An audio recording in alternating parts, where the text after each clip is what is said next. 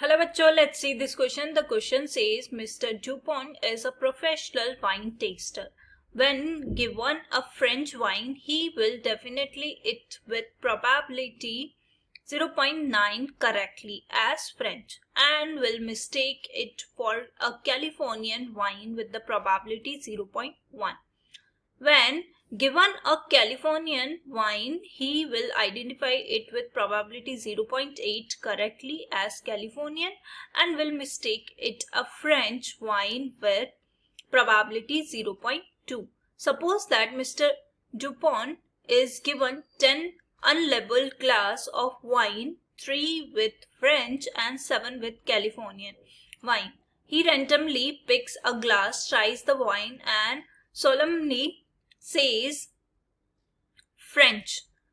The probability that the wine he tested was Californian is nearly equal to A option is 0.14, B option is 0.24, C option is 0.34 and D option is 0.44. तो सबसे पहले देखते हैं इस question में हम क्या की कॉन्सेप्ट यूज करने वाले हैं एंड उसके बेसिस पे इस क्वेश्चन को हम कैसे सॉल्व करेंगे. तो अगर हमारे पास हमें प्रोबेबिलिटी निकालना है, प्रोबेबिलिटी ऑफ ए के गिवन दैट ए निकालना है, तो कैसे निकालेंगे? Probability of A K, probability of A given that A K and denominator में हम लिख देंगे probability of A1, probability of A given that A1 plus probability of A2, probability of A given that A2 plus and so on the probability of AK. Let us assume that AK are the total events. So probability of A given that AK. तो ऐसे इसकी probability निकाल देंगे. So अब देखो इस question में हम ये की कॉन्सेप्ट कैसे यूज करते हैं. तो पहले इवेंट्स अज्यूम कर लेते हैं, क्या क्या इवेंट्स हम ले सकते हैं. तो A1 इवेंट ले लेते हैं, glass of wine is Californian. So glass of wine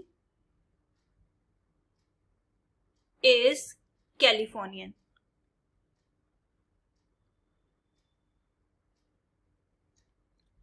Okay.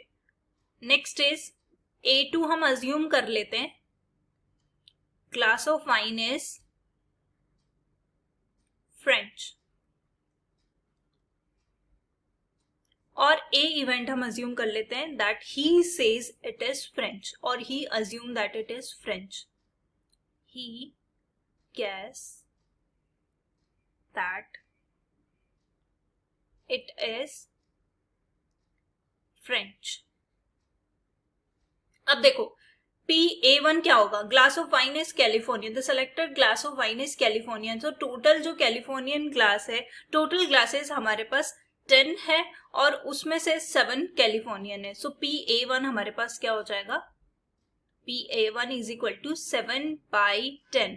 Similarly A2 remaining 3 classes जो है वो फ्रेंच के हैं, तो दैट इज 3/10. अब नेक्स्ट हमें निकालना है the probability of A given that A1.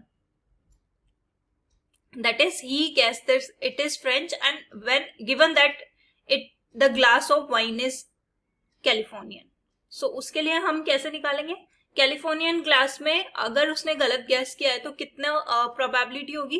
That Californian but he will identify the probability 0.8 correctly and he is saying that it is French is 0.2.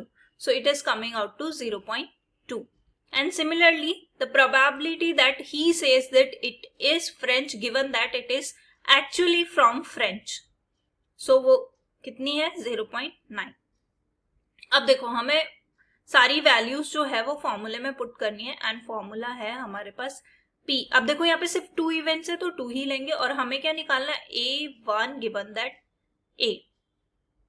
तो निकाल लेंगे, यहां से वैल्यू पुट कर देते हैं P A1 into P A given that A1 divided by P A1 P A given that A1 plus P A2 P A given that A2. सारी values put कर देंगे, सिंप्लीफाई करके आंसर निकालेंगे. तो A1 जो है हमारे पास क्या है? 7/10. 7/10 को 0.7 भी लिख सकते हो, लेटर ऑन हम इसको 0.7 लिख देंगे.